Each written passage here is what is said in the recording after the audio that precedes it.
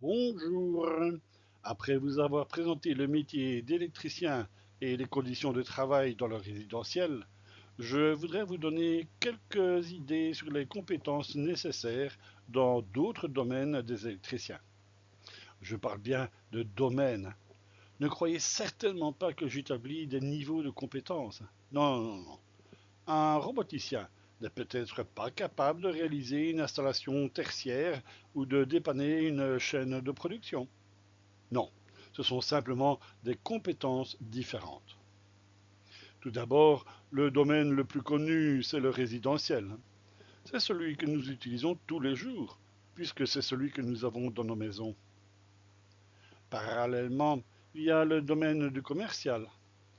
Puisque nous devons acheter du matériel électrique, il faut donc qu'il y ait des vendeurs de tout niveau.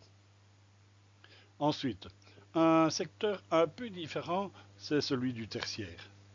En effet, même si nous avons toujours des prises de courant, des interrupteurs de l'éclairage, celui-ci peut être un peu différent de la maison.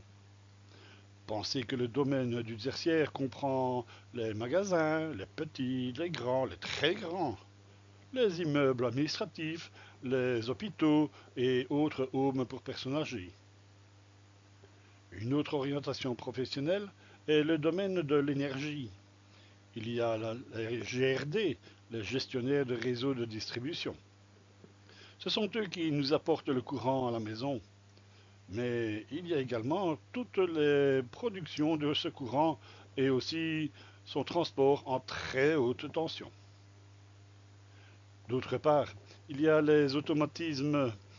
Sous ce label, je reprends toutes les machines industrielles, de la simple perceuse à colonne jusqu'aux chaînes de production agroalimentaire, sidérurgique et de tous les produits consommables. Dans ces industries, nous aurons peut-être un autre domaine de compétence, la robotique, avec ses fameux bras manipulateurs à 6 axes. On en rencontre de plus en plus. Voyez par exemple le domaine de la fabrication automobile. Et enfin, un domaine qui demande d'autres compétences, c'est la cybernétique.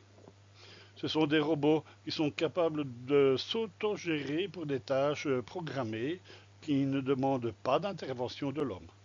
Oh, ne pensez pas à R2D2 de la guerre des étoiles, mais plutôt à ces robots envoyés sur la Lune et sur Mars et dans l'espace. Eux aussi utilisent des compétences électriques. Maintenant, développons ces différents domaines. Commençons par le domaine de l'électricité résidentielle. Une caractéristique par rapport aux autres domaines, c'est que ce travail se passe sur chantier.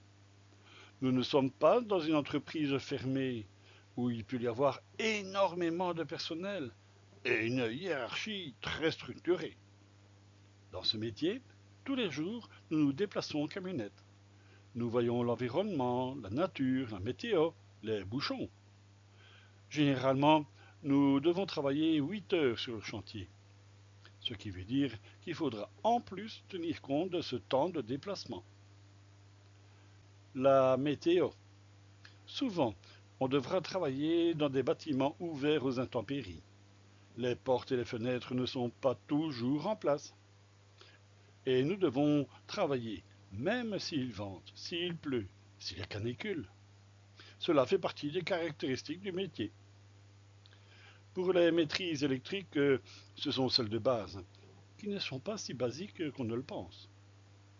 Il s'agira de bien maîtriser les circuits électriques, les modes de pose de différentes technologies, savoir utiliser le triphasé, ainsi que le règlement.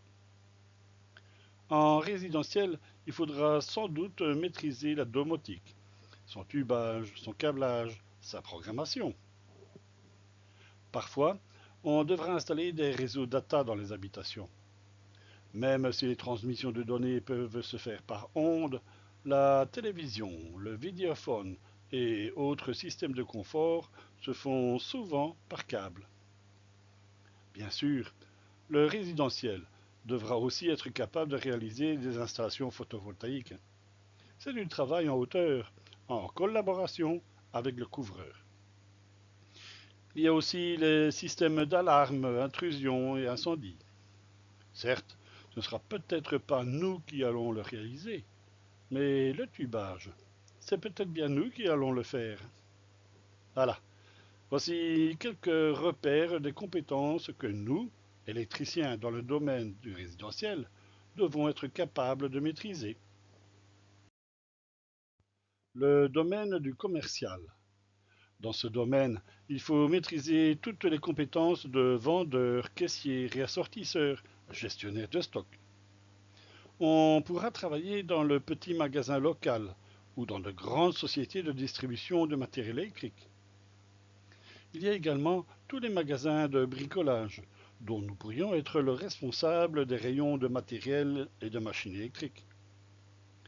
Dans ce domaine, on trouve aussi les magasins spécialisés, tels que les vendeurs d'électroménager, de cuisine équipée, de location, mais également dans les sociétés d'importation ou de négoce. Après la vente, il y a le service après-vente, c'est-à-dire tout ce qui relève du dépannage. Et il en faut aussi beaucoup de connaissances électriques. Maintenant, voyons ce qu'il en est du domaine tertiaire. Nous allons avoir d'autres techniques du bâtiment. Souvent, on travaillera avec des chemins de câbles, des échelles à câbles. Ces bâtiments peuvent être hauts. Ce sera du travail en hauteur.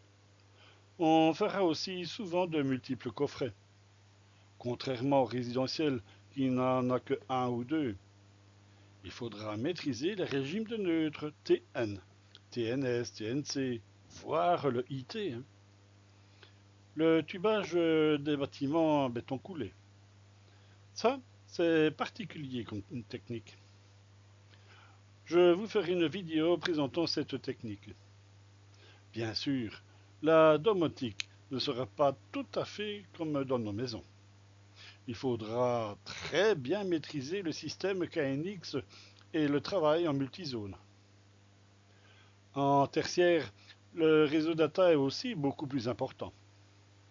Souvent, on va travailler en système décentralisé, avec de grosses armoires de brassage. En production, il y a aussi le réseau LAN, qui est un système de communication industrielle. On fera aussi de la fibre optique pour couvrir les différentes armoires de brassage. On devra sans doute aussi maîtriser le système d'alarme, que ce soit en incendie, en intrusion ou en caméra de surveillance. De plus en plus, en tertiaire, nous avons des champs de panneaux photovoltaïques installés sur le toit des bâtiments. Peut-être nous devrons maîtriser des techniques spéciales, comme le chauffage, la ventilation, les moteurs, les différents asservissements. Vous constatez que le travail dans le domaine tertiaire est tout de même différent du résidentiel. Vous pourriez être un électricien dans un grand hôpital, hein. Pourquoi pas? La distribution de l'énergie électrique, c'est aussi un autre domaine de travail de l'électricien. On pensera que l'on peut travailler en haute tension et même en très haute tension. Souvent, les travaux pourront être lourds. Déplacer des transformateurs, poser, dénuder, raccorder de très gros câbles souterrains. Travailler en hauteur par tous les temps. On devra faire des permanences 24 heures sur 24. Dans la distribution d'électricité, il faudra savoir faire de la gestion à distance. En production d'électricité, il faudra également maîtriser les différentes sources d'énergie primaire. En centrale électrique, nous avons de grandes responsabilités. Il ne faudrait pas que le réseau soit perturbé sur une malfaçon. Il y a des procédures de travail. En parlant de procédures, comme vous le savez, l'électricité peut être dangereuse si on ne la respecte pas. Il y va de notre vie. Pensez à vos conjoints et les enfants. Que feraient-ils sans vous? Les automatismes. Derrière ce thème, je pense plus à l'industrie, aux machines industrielles. Le travail sera différent si vous êtes dans la fabrication de machines ou si vous êtes dans la maintenance. Ces chaînes de production seront fabriquées chez nous. Mais après les mises au point, il faudra les démonter, les transporter partout dans le monde, et puis de les réassembler et refaire les mises au point. Ce sera du travail à l'étranger. Il faudra bien maîtriser l'anglais. Très souvent, il faudra avoir en plus d'autres connaissances que l'électricité. Je pense à la mécanique, à la physique, à la chimie, au bois et toute autre chose. Dans les machines de production, il faut maîtriser les différents types de moteurs, de capteurs, les automates programmables. Souvent, toutes ces machines doivent discuter ensemble. Et elles sont bavardes, hein. Dans la maintenance industrielle, une contrainte est la rapidité d'intervention. Une chaîne de production à l'arrêt a un coût considérable pour l'entreprise. Pour ces machines, il faudra très bien maîtriser le triphasé dans tous ses détails. Vous constatez que pour être un bon professionnel dans le domaine des automatismes, il faut beaucoup de compétences et beaucoup d'expérience. La robotique, vaste domaine qui se développe de plus en plus en production industrielle. La robotique permet de limiter les risques pour le personnel dans des zones à risque et aussi de soulager ce même personnel dans des tâches répétitives. Pour cela, il faudra très bien maîtriser les moteurs pas à pas ainsi que les capteurs angulaires. Mais ce n'est pas le tout pour les capteurs. Un robot doit pouvoir évaluer son environnement. Il doit pouvoir peut-être connaître la température des pièces, la distance, savoir quand il les touche. C'est ce que l'on appelle les préhensions. La programmation sera elle aussi beaucoup plus poussée. Pensez qu'un robot est une machine qui exécute des ordres qui lui sont été programmés. Les robots peuvent avoir 6 axes de rotation. Ce n'est pas rien, hein. Il faut pour cela énormément de fiabilité, que ce soit au niveau de l'étude, de la fabrication, de la programmation, de la mise au point et de la maintenance. En plus, un robot, il n'a pas d'yeux, il ne voit pas si quelqu'un s'en approche. Il faut donc développer toute une culture de la sécurité dans son environnement. La cybernétique. Voici un domaine de compétences qui est très loin de nos maisons. La cybernétique, ce sont des robots qui sont programmés pour réaliser des tâches qui lui sont assignées, mais qui sont capables d'analyser leur environnement et de prendre des décisions. De plus en plus, ils sont capables d'apprendre par eux-mêmes. C'est de l'intelligence artificielle. Pour cela, il est extrêmement important de très bien fiabiliser les capteurs et les moteurs. Comme ce sont des robots, ils doivent être capables de capturer des données sur leur environnement. Et ils doivent être capables de travailler et de vivre tout seuls. En plus, il devra avoir une grande performance dans les transmissions de données à très longue distance, hein, et de gérer son autonomie énergétique. Pensez à ces robots que l'on envoie dans l'espace, sur la Lune ou sur Mars. On ne peut pas envoyer une équipe pour le dépanner. Voilà, pour finir cette présentation sur les domaines de travail en électricité. Je le répète, loin de moi de dénigrer ou de mettre à la une tel ou tel domaine. Non, ce sont des travaux différents qui demandent des compétences différentes. Et c'est tout.